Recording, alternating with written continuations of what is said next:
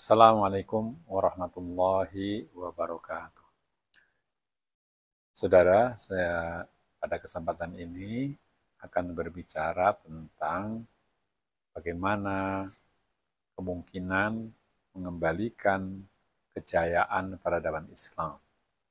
Dulu, umat Islam pernah berjaya menjadi penguasa dunia dan membangun peradaban yang paling maju di dunia pada waktu itu, ya mungkin bisa diperkirakan itu abad ke-9, 10, 11 sampai sebelum di akhirnya peradaban Islam dihancurkan dari dalam dan juga dari luar. Dari dalam karena kepemimpinan yang tidak begitu bagus, lalu dari luar ada kekuatan tentara Mongol Tatar pada 1258.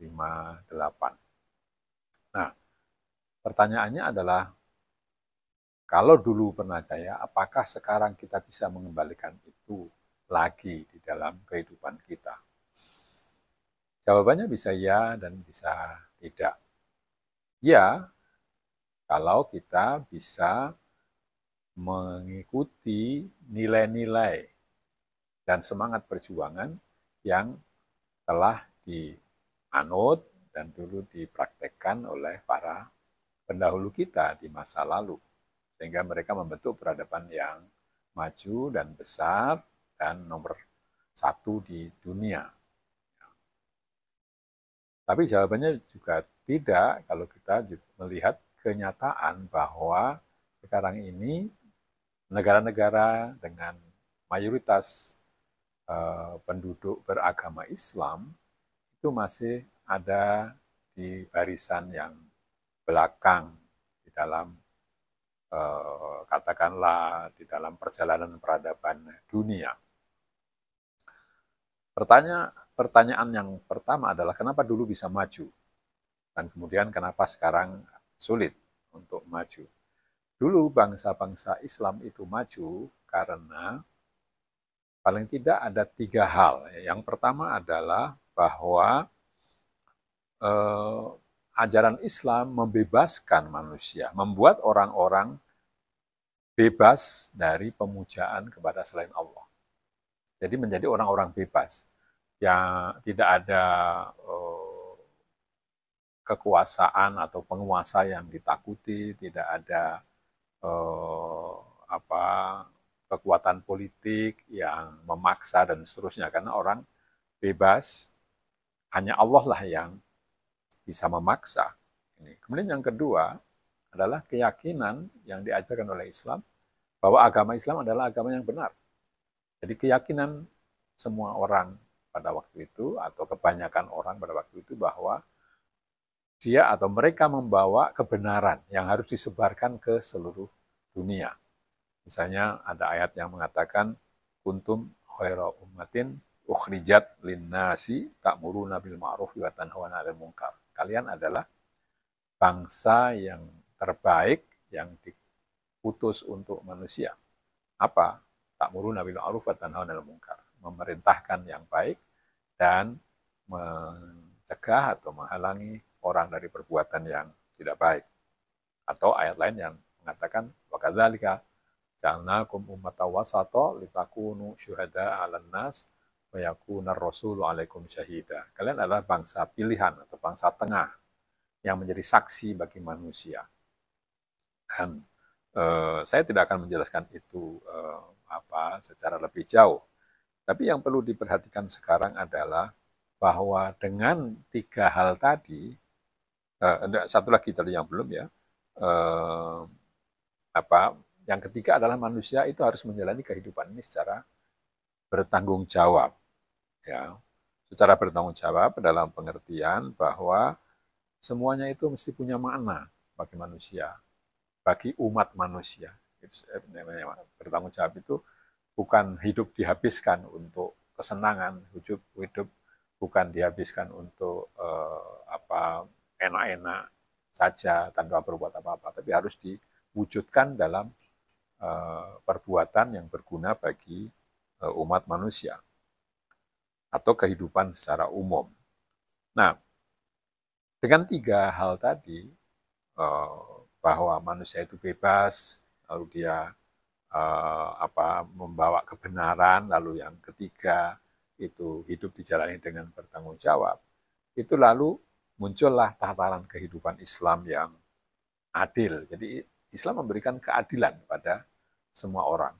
Ada ahlul zimmah, orang-orang bukan muslim yang dilindungi, dan juga semua orang yang ada di dunia Islam, walaupun agamanya berbeda, itu dibiarkan, asal tidak membuat kerusakan, keonaran. Lalu juga umat Islam maju di dalam memberikan temuan-temuan, ya, menemukan hal-hal yang bermanfaat bagi orang banyak, ya, dalam filsafat, dalam pengobatan, dalam tatanan sosial yang adil, dan seterusnya. Lalu juga dalam melindungi lingkungan. Nabi melarang misalnya orang memotong pohon yang sedang berbunga, sedang berbuah, itu tidak boleh dipotong. Kita mengambil dari alam apa yang kita perlukan, tidak dengan dengan ketamakan yang banyak. Nabi mengingatkan bahwa yang bisa memenuhi perut manusia itu hanya tanah. Artinya orang harus hati-hati, karena kalau keinginan untuk kaya, keinginan untuk berkuasa itu tidak dibatasi oleh diri sendiri, ya tidak akan ada selesainya. Nah, sekarang kembali kepada persoalan kita. Lalu bagaimana sekarang? Nah, sekarang kita harus mengakui bahwa dunia tidak lagi ada di tangan orang Islam.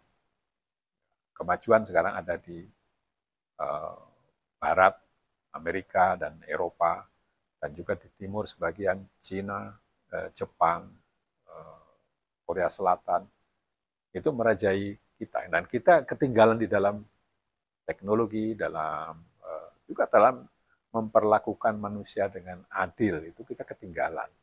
Di dalam kejujuran atau integritas kita ini, termasuk bangsa yang belakang, juga termasuk di dalam meningkatkan kecakapan kerja manusia. Itu juga kita kurang. Maka sekarang kalau mengembalikan kejayaan peradaban, itu artinya adalah bahwa kita tidak lagi menjadi penguasa, tapi kita masih fokus pada masing-masing wilayah, masing-masing negara. Jadi kita misalnya orang di Indonesia ya memperhatikan bagaimana kita mewujudkan peradaban yang maju di Indonesia saja. Nanti yang di Malaysia begitu, yang di Saudi Arabia, di tempat-tempat lain. Nanti kalau semuanya sudah peradaban yang maju, baru akan kelihatan bahwa Islam membawa kejayaan masa lalu. Tetapi kalau kita belum bisa mengatasi persoalan-persoalan yang berkaitan dengan bagaimana mengelola negara dengan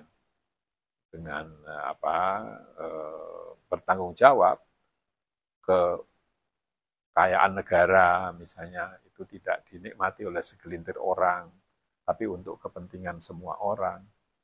Lalu kesempatan-kesempatan kerja, kesempatan-kesempatan bersaing dan seterusnya itu diatur sehingga tidak menjadi milik sekelompok orang saja.